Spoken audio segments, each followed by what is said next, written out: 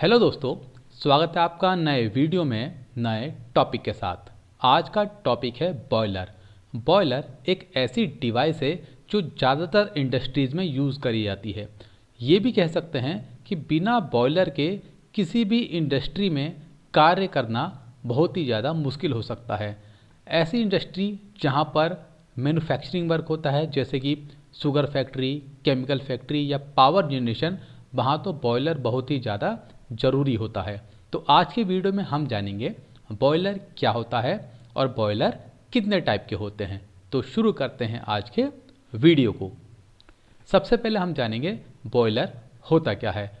Boiler, जिसको हम आम भाषा में स्टीम जनरेटर भी कह सकते हैं। बॉयलर एक ऐसा क्लोज वेसल है जो किसी भी पानी को या किसी भी लिक्विड को हीट करने के काम में आता है, और ये बॉइल्ड फ्लूइड या पानी, स्टीम या वेपर को जनरेट करता है। साधारण शब्दों में कहें तो कोई भी बॉयलर या स्टीम जनरेटर किसी भी फ्लूइड को, ज़्यादातर केस में पानी होता है, उसको स्टीम में बदलने के काम में लाया जाता है। बॉयलर कई जगहों पर यूज़ करा जाता है, जैसे कि थर्मल पावर प्लांट्स में, शुगर प्लांट्स में, एफएमसीजी इंडस्ट्रीज़ में, फूड प्रोसेसिंग इंडस्ट्रीज़ में, प्लाईवुड इंडस्ट्री में, टेक्सटाइल इंडस्ट्री में और पावर सेक्टर्स में। बॉयलर कई तरीके के हो सकते हैं एज पर रिक्वायरमेंट। यहाँ पर हमने बॉयलर का क्लासिफिकेशन कर रखा है अकॉर्डिंग टू क्राइटेरिया। तो यहाँ पर हम देखेंगे कि कंटेंट ऑफ ट्यूब के आधार पर बॉयलर फायर ट्यूब और वाटर ट्यूब होते हैं। नंबर ऑफ ट्यूब के आधार पर सिंगल ट्यूब और मल्टी ट्यूब होते हैं। फर्नेस की पोजीशन के आधार पर internal fire and external fire होते हैं। सेल की एक्सेस के आधार पर वर्टिकल और हॉरिजॉन्टल हो सकते हैं। वाटर और स्टीम के सर्कुलेशन के मेथड के आधार पर नेचुरल और फोर्स्ड हो सकते हैं, और पर्पस के आधार पर स्टेशनरी एंड मोबाइल हो सकते हैं। इन सभी टाइप को हम आगे डिटेल में समझेंगे विद डायग्राम। तो सबसे पहले हम जानेंगे फायर ट्यूब बॉयलर होता क्या है। फायर ट्यूब बॉयलर के अंदर क्या होता है, जो हमारी हॉट गैस होती है, जो कि हमको फर्नेस से मिलेंगी। फर्नेस में हमको हॉट गैस पैदा करने के लिए किसी भी तरीके का फ्यूल जलाना पड़ेगा, और वो फ्यूल कोयला हो सकता है, बायोगैस हो सकता है, डीजल हो सकता है, कुछ भी हो सकता है। इससे पैदा होने वाली जो हॉट गैस है वो ट्यूब के अंदर ट्रेवल करती है, और इस ट्यूब के चारों ओर होता है पानी। और ये जो ट्यूब है अपनी दीवारों के माध्यम से हीट को पानी तक ट्रांसफ़र करती है, और पानी गर्म होता है और धीरे धीरे स्टीम में कन्वर्ट होता है। फायर ट्यूब बॉयलर के एग्जाम्पल हैं Cornish boiler, Lancashire boiler, Cochran boiler, वेलकॉन boiler, locomotive boiler and Scotch marine boiler. इस डायग्राम में आप देख सकते हैं कि किस तरीके से फायर ट्यूब बॉयलर होता है। ये है हमारी फर्नेस, जहाँ पर हमने कोयला जला रखा है। कोयला जलाने से हमारी हॉट गैस पैदा हो रही है, और ये हॉट गैस इस ट्यूब में ट्रैवल कर रही है, और इन ट्यूब के चारों ओर है हमारा ये पानी। और आप देखेंगे जैसे जैसे ये ट्यूब इस पानी को हीट ट्रांसफ़र करेगी, ये पानी गर्म होगा और यहाँ पर ये स्टीम बनेगी, और ये स्टीम यहाँ से हमारी बाहर चली जाएगी, और ये जो हमारी हॉट गैस है यहाँ पर आके चिमनी के माध्यम से ऊपर एटमॉस्फेयर में चली जाएगी। नेक्स्ट है हमारा water tube boiler. Water tube boiler में ट्यूब के अंदर पानी फ्लो करता है, और इन ट्यूब के चारों ओर हॉट गैस होती है। इस टाइप के जो बॉयलर हैं वो होते हैं हमारे Babcock and Wilcox boiler, Lamont boiler, Benson boiler, Loeffler boiler and Yarrow boiler. ये एग्जाम्पल है हमारा वाटर ट्यूब बॉयलर का। यहाँ पर आप देख सकते हैं ये है ट्यूब जिसके अंदर हमारा पानी फ्लो कर रहा है। ये है हमारी फर्नेस जिससे हॉट गैस पैदा हो रही है, और ये हॉट गैस इन ट्यूब के चारों ओर है, और ये जो पानी है यहाँ से स्टीम में कन्वर्ट होकर बाहर जा रही है हमारी स्टीम, और ये जो हॉट गैस है यहाँ पर चिमनी के माध्यम से एटमॉस्फेयर में जा रही है। तो यहाँ पर आप देख सकते हैं वाटर ट्यूब और फायर ट्यूब में एक कॉमन फ़र्क है कि फायर ट्यूब में क्या होता है, जो ट्यूब के अंदर है हॉट गैस होती है और बाहर पानी होता है, और वाटर ट्यूब में ट्यूब के अंदर पानी होता है और बाहर हॉट गैस होती है। नेक्स्ट हमारा सिंगल ट्यूब बॉयलर। ऐसा बॉयलर जहाँ पर हीट ट्रांसफ़र करने के लिए एक सिंगल ट्यूब का यूज़ करा जाता है, उसको हम सिंगल ट्यूब बॉयलर कहते हैं। सिंपल वर्टिकल बॉयलर और कॉर्निश बॉयलर इसके एग्जाम्पल हैं। यहाँ पर आप देख सकते हैं कॉर्निश बॉयलर है जिसमें एक सिंगल ट्यूब ही हीट ट्रांसफ़र के काम में लाई जाती है। मल्टी ट्यूब बॉयलर, अगर कई सारी ट्यूबें हीट ट्रांसफ़र करने के काम में लाई जाती हैं जिससे पानी गर्म होता है और स्टीम बनती है, तो इस टाइप के बॉयलर को हम मल्टी ट्यूब बॉयलर कहते हैं।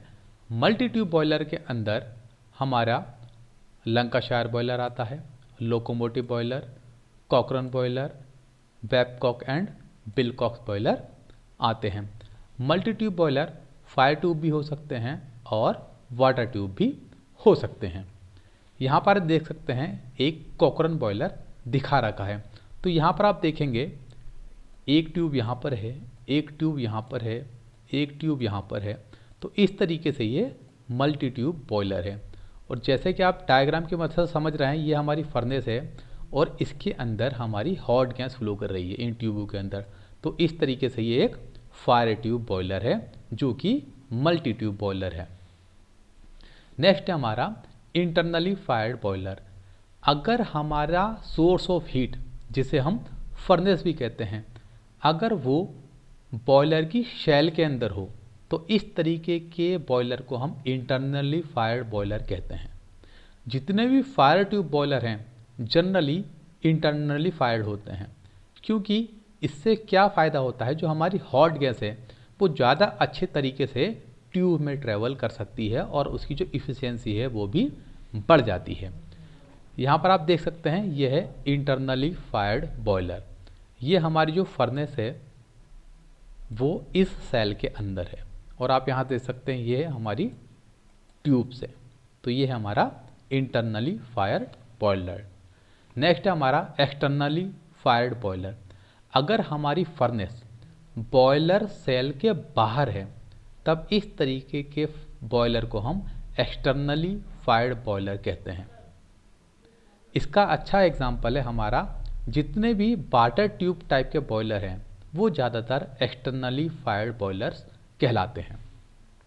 तो आप यहाँ पर देख सकते हैं यह है हमारा बॉयलर का सेल और हमारी फर्नेस इस सेल के बाहर है, इसी कारण से हम इसको एक्सटर्नली फायर्ड बॉयलर कहेंगे। नेक्स्ट हमारा वर्टिकल बॉयलर। अगर हमारे बॉयलर के शेल की एक्सेस वर्टिकल है यानी कि लंबवत है, तब इस तरीके के बॉयलर को हम वर्टिकल बॉयलर कहते हैं। सिंपल वर्टिकल बॉयलर और कॉकरन बॉयलर इसके अच्छे एग्जाम्पल हैं। यहाँ पर आप देख सकते हैं यह है सिंपल वर्टिकल बॉयलर, क्योंकि जो इसकी एक्सेस है वो हमारी लंबवत है। आप यहाँ पर देख सकते हैं इसकी जो एक्सेस है वो लंबवत है। नेक्स्ट हमारा हॉरिजॉन्टल बॉयलर। अगर बॉयलर सेल की एक्सेस हॉरिजॉन्टल है तब हम उसको हॉरिजॉन्टल बॉयलर कहते हैं। हॉरिजॉन्टल बॉयलर में हमारा बैबकॉक एंड विलकॉक्स बॉयलर आता है, लैंकाशायर बॉयलर आता है एंड लोकोमोटिव बॉयलर आता है।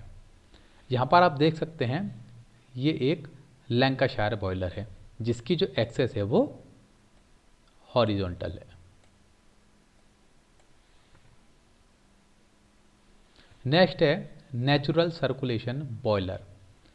ऐसा बॉयलर जिसमें स्टीम और पानी का जो सर्कुलेशन है वो नेचुरल होता है, यानी कि कन्वेक्शन करंट के कारण होता है।